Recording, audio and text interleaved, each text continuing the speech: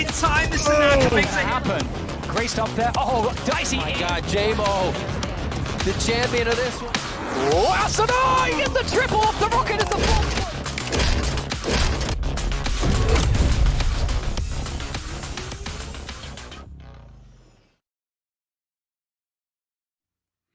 Hello, everybody, and welcome back to Dirt Street Gamers and the VALORANT Challengers #3 main event. I'm Alan I hold shift on a Frio. With me is Kevin Averill Walker. And Kevin, whoa, we need to qualify 4 teams by the end of the weekend to figure out who will be the final contenders for our first ever Masters event. Yeah, not a lot of spots left. I mean, like, technically half of the teams we don't have yet, but I mean, there's so many good teams still in the mix. We have a complete top 8 here to play with in Challengers 3, and half of these teams are not going to make it through. And there's a number of teams here that you could look on paper and think, I mean, a lot of these teams kind of deserve a spot in Masters, but not enough spots for everybody today. Not enough spots, South, absolutely sure. But again, this is the last Challengers qualifier before that first Masters. Hey, if you're brand new to the VCT and what exactly is on the cards for 2021 and the Champions Tour, take a look at this format video to help you kind of understand. Welcome to the VALORANT Champions Tour, a year-long tournament circuit featuring the best players and teams from all over the world, culminating in a global championship event, VALORANT Champions. Each stage begins with Challengers, where teams compete in regional tournaments for a place at Masters. Teams who compete in Masters events will earn points that help them qualify for Champions. And Champions is where the best teams from around the world compete on a global stage, where the art of greatness is on full display. And one team will be crowned 2021 VALORANT Champions.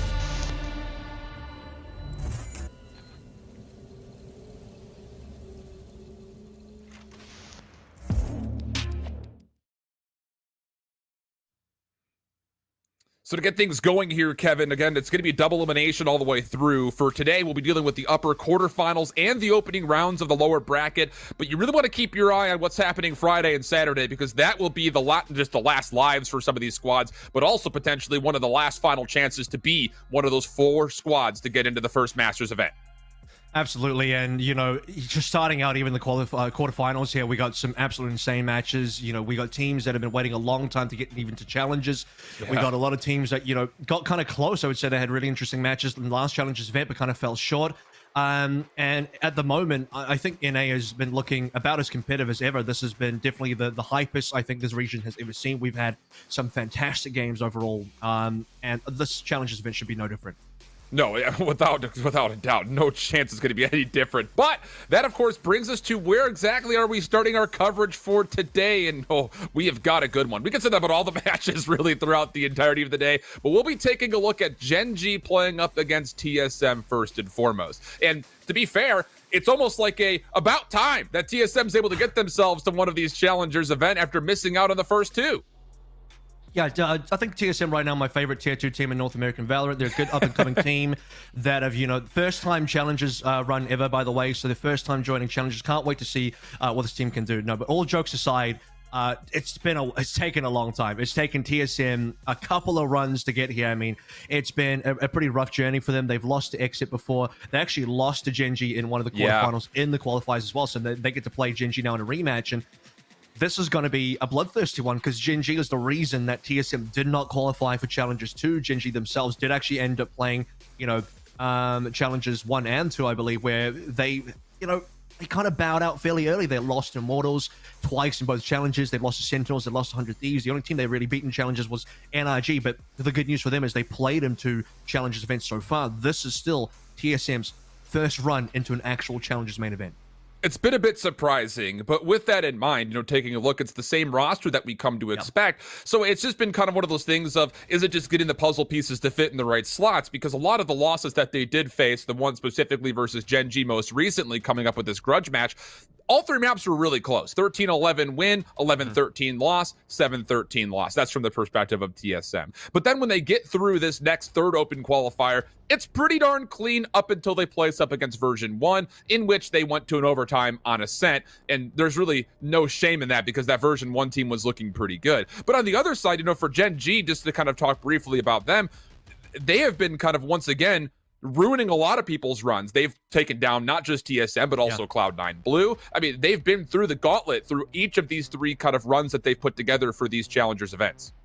And I feel like Gen.G are kind of like that gatekeeper team right now because they can stop teams like TSM from qualifying. They can stop teams like Cloud9 Blue and a bunch of other teams as well. They are pretty comfortably in some cases. I mean, not maybe not versus TSM because that was a 2-1 result, but you have to start wondering where did TSM fall in terms of which half of Gen.G's fence here, because Gen.G seem to kind of struggle versus the better teams. We're looking at Sentinels, we're looking at the 100 Thieves, we're looking at the Immortals, right? These are teams that Gen.G have always kind of failed to try and overcome. But TSM right now, you know, based on history, that last 2-1 result that we did see a couple challenges ago, or just one challenges ago, that's one that still stings for TSM, and that's one that Gen.G I think still holds quite strongly in terms of their favorability coming to this match today.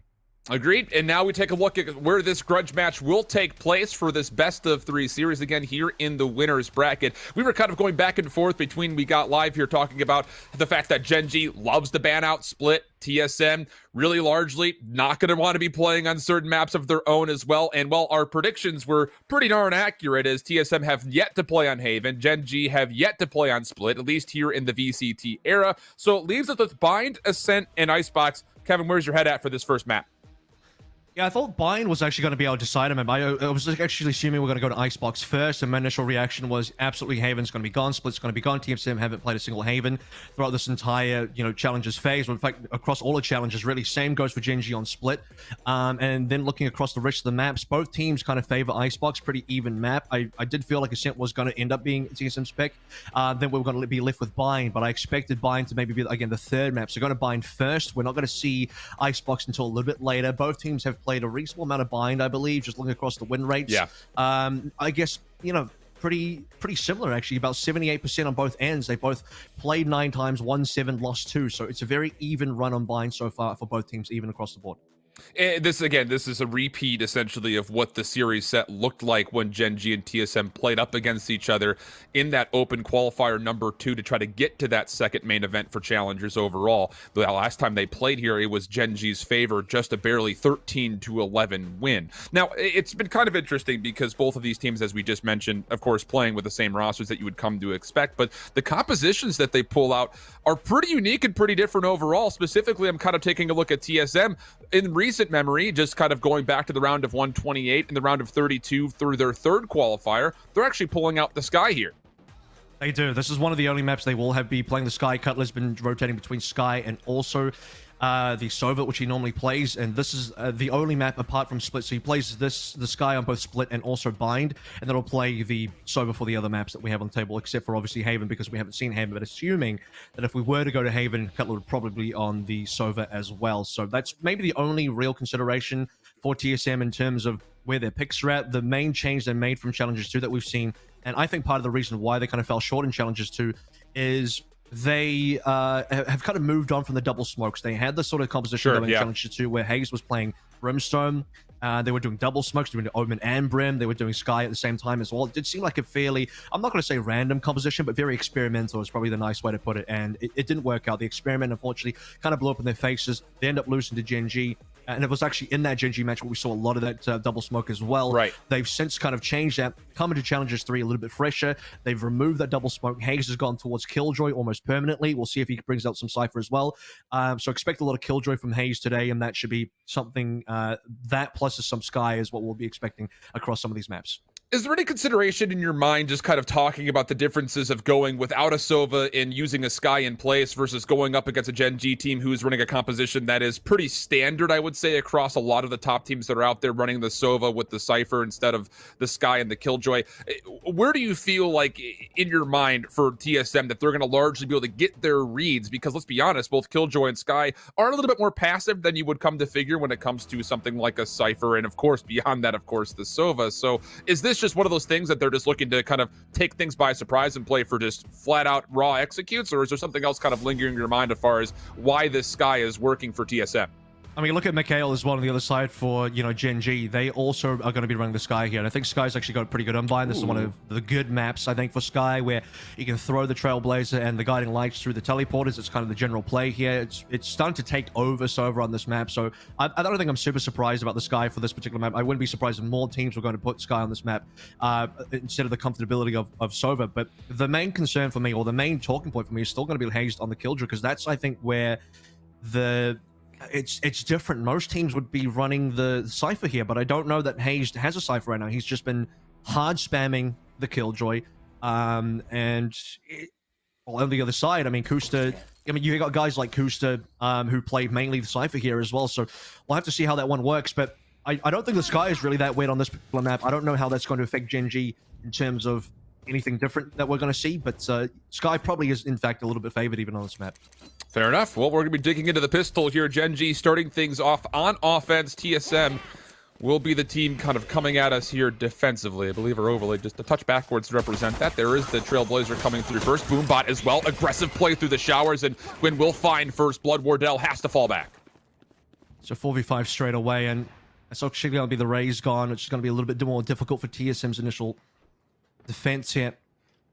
So you already see a rotation coming through from Cutlib. This is going to be a good response, a little bit of an extra utility being placed by Kuster as well, just kind of lurking, trying to maybe peel back a few members from TSM, and that is going to be some information to confirm members are still in the showers. And then here comes the hit. Gwyn using the guiding light to free themselves forward, but did not actually get any clearance towards this quad stack box. Cutler able to find one. Wardell more, but Gen.G's able to respond in kind. We get left with a 2v2 situation. Sabrosa still on top of the site, and oh my goodness, however did GMT miss that shot? It will be traded back, but it comes at a pretty steep cost as Kust is down to 18 HP for a 1v1. Spike still currently down, but a spy cam is there to help him work this maybe a little bit more freely, and that should result in an opportunity for him to potentially get this spike planted. Just comes down to Hayes' timing, and now that plant does come through. Hayes lurking forward, he knows exactly where this play is, gets the spy cam deleted, even 1v1. No armor for Hayes. The headshot would do it, and Kusta finds it on cue. Gen.G take the pistol and go up 1-0.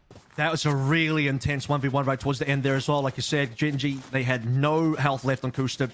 One shot from Hayes would have done it. Both players know exactly where the other one is. Just comes down to when the swing happens. Who decides to swing where? Bit of a 50-50 there. It ends up being that, I mean, both crosshairs kind of line up there. It comes down to Kusta pulling the trigger just a little bit earlier, landing the headshot required, and Hayes, I don't know, man. Is it the reaction times? Not too sure what it was. Just needed the one shot. Couldn't find it. And Kusta and Gen.G will take down that pistol as we head into round number 2 now. No Force Spies, no Stingers. We're on the new patch. Not quite onto the Astra patch as we know. That's 2.03, not 2.04 currently. Gwyn onto Drone straight away. And that's Drone's second first-blooded death in a row. Yeah, it seems like TSM saying, all right, if they want to put a lot of effort through showers, let's just take a look over towards B long. And, well, that look gets instantly punished. So a very early 4v5 situation that TSM will have to respond to. Cutler also will be tagged up a touch, so he will be forced to give up a little bit of an angle. Kusta just lurking over by A. We'll have a dark cover to play with. Sean in the middle. Nice shots there. Able to take down Hayes, and we've got a very comfortable 5v3 for Gen.G. And TSM on this pistol, I mean, they would need to be stacking over towards B really hard. They can't get a single kill so far. It's down to Sabrosa. 8 HP. Would need to find a tap. Gets it onto Sean, so that's not bad in terms of at least dropping one gun.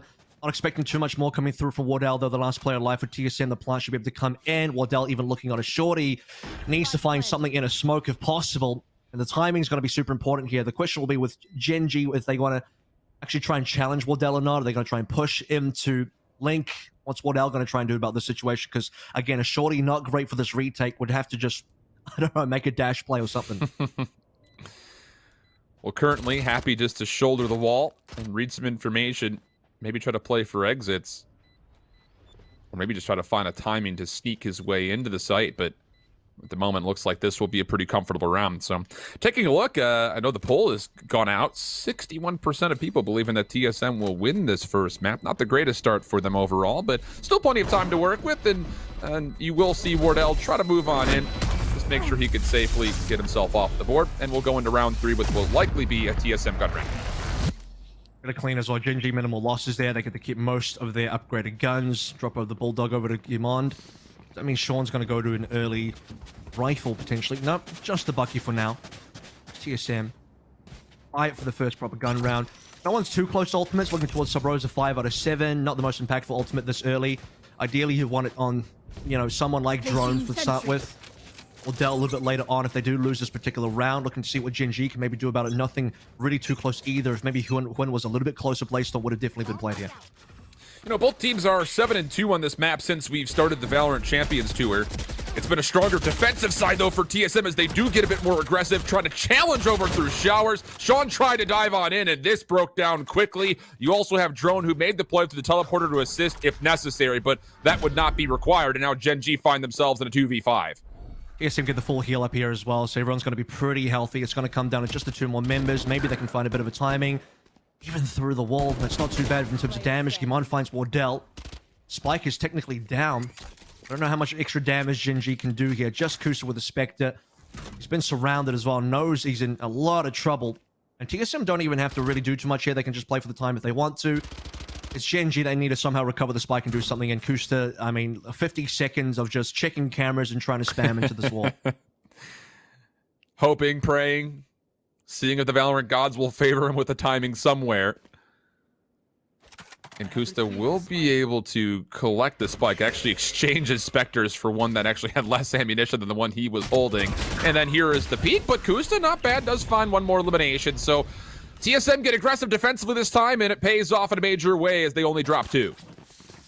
TSM, they make a really heads-up kind of play. You know, they just don't really wait for Gen.G. They had a really good read that Gen.G were maybe going to go for a very heavy showers sort of commit. So I see that again. I mean, you see the TPs coming on through. Drone is there. Trailblazer to follow. A lot of damage coming through from the rest of the defenders over towards showers. And only dropping 2 guns as well. So well and truly above expectations, or, you know, about expectations for TSM in terms of keeping weapons alive. Going to round number 4. This is going to be the first gun round properly for Gen.G, though. Let's bring this one back into play. Huyn, though, still only with the judge. Yeah, still on a judge. And, well, Sean finding first blood onto Wardell, that would mean that there is a weapon upgrade if he so chooses to use it. But it feels like this is going to be one of those aggressive hits from Gen.G where they just kind of use a smoke execute, get Win in there, and see if the judge can lay down the law for them. Here comes the posture through A main. Sabrosa watching. Dark cover fades. Guiding Light has to avoid that, and as he does, Sean finds the easy kill. Win up top, not able to take care of Cutler, but does get some damage confirmed. But regardless, Gen.G have taken the site. Cutler's on 44 health now. Can't self-heal. TSM on this retake now have nothing really to work with. Gen.G a bunch of ultimates now as we start to head into that part of the map. And in this particular post plan as well, everyone's so far on site. Bit of an off angle being taken by Sean. First contact coming through. It's going to come down to Hayes, who's been tagged even by the camera. And here comes the nade as well. This should be pretty big damage. Yeah, great shells. That'll push everybody back and force TSM to reconsider what do they want to do with not a lot of time. And it looks like the answer will be put a sentry turret down, fade back, and make sure that we can save our rifles going into round number 4. 5. Even saw the strategy coming through from Gen.G as well in terms of when, you know, not picking up the upgraded rifle. They had full smoke coverage over that as well. Waiting for smoke to fade and then instantly dashing in, Guiding Light to follow. And that's how they basically take full control over A. I mean, they sacrifice Win, but I think that's a free death anyway because Win only did have a judge. Holding onto that strategy of just having some very concentrated aggression post smoke fading. And the rest of TSM arriving a little bit later to the party, being locked out by the camera, plus smokes, plus running out of time. Holding up the guns being the priority here, and when going back over towards the judge fairly quickly here. Could actually be a judge with a Blade Storm, or potentially just a judge on its own. When's definitely thinking about favoring this one in terms of aggression on attack. Expect a lot of, you know, updraft dashing, and again, via the Guiding Lights. It's a nice executed. It works out pretty nicely, especially if TSM are going to keep a player kind of lingering in front of this kind of APC that's right here on top of the A site. That will not be the defensive setup this time. It's a little bit of aggression from TSM trying to get control of this ultimate orb by B long. And while the Seekers come through, here comes Win. He does have the Blade Storm out, is not able to find Hayes, who locks down the site with 2. And that will put a very steep stall to Gen.G on this attempt. They're going to have to try to be a little bit more controlled. And, well, they actually control themselves by standing on top of one another as Drone is able to line up a collide and a flawless defensive round for TSM. That was extreme, coming through Hayes to be opening up with 2. He gets the opening kill to Sean into Hookah. No one else coming through from Hookah, so just, you know, lining up players. The rest of the 4 coming through from Gen.G and towards B long. Perfect for TSM to pick up all 5 kills. Flawless here as well. Getting that massive ult charge. Sabrosa, I believe, did ult onto the other side of the map, so he was coming over towards B if anything was going to you know, things were going to get worse. But aside from that, you look at TSM, big ultimates coming online fairly soon for both Hazed and Drone. Wardell's one away. Their money looks pretty good. And for Gen.G, nearly onto the broken buy if they lose a couple more rounds. So an important one here into round number 6. Showstopper, Neural Theft available for Gen.G. Showstopper will also be retained here for TSM. Sabrosa was trying to take a little passive peek over towards A Showers. He gets tagged by Stycam and has to forfeit, which will lead to an opportunity for Gen.G to soak up the ultimate orb and maybe potentially start building back over towards those Seekers that were previously used. Slower round from Gen.G here as well, just defaulting, but playing very passively on this default. You can see that no one on the map is actually trying to take a bit of control just yet. Sean specifically isn't trying to push into Hookah. You don't have, you know, Yamon going over towards short and doing too much there either.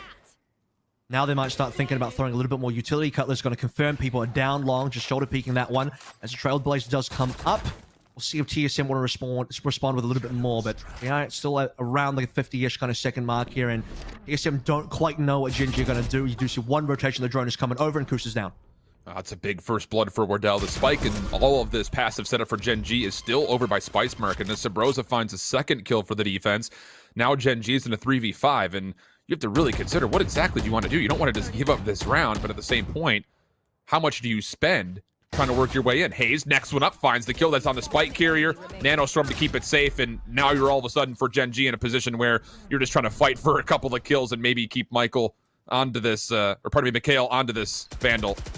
Oh, rough timing.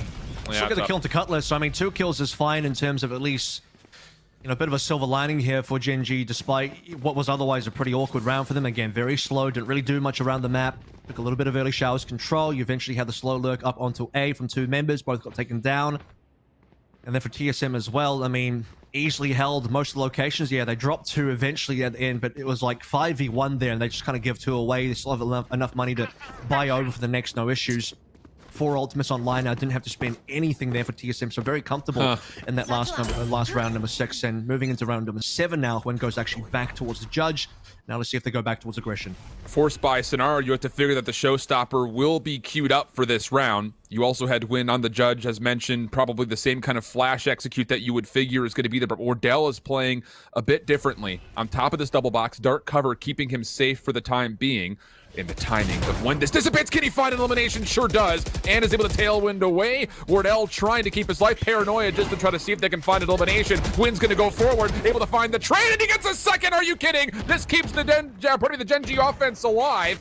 Just comes down to, can they successfully fully clear out Sabrosa, who has been eluding all of this Gen.G offense until he finally gets caught up by the Neural Theft, and that will be the end of him. And now TSM with the Seekers looking to retake into 2v4.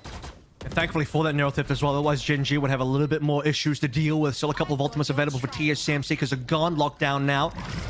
Potentially you're going to be initiated. Counter Seekers to be flown in as well. That's pretty quick coming through from the side of Mikhail, who I think might even be his second Seeker so far. 2 versus 3 definitely still doable, especially with GMD down. The lockdown will be in play.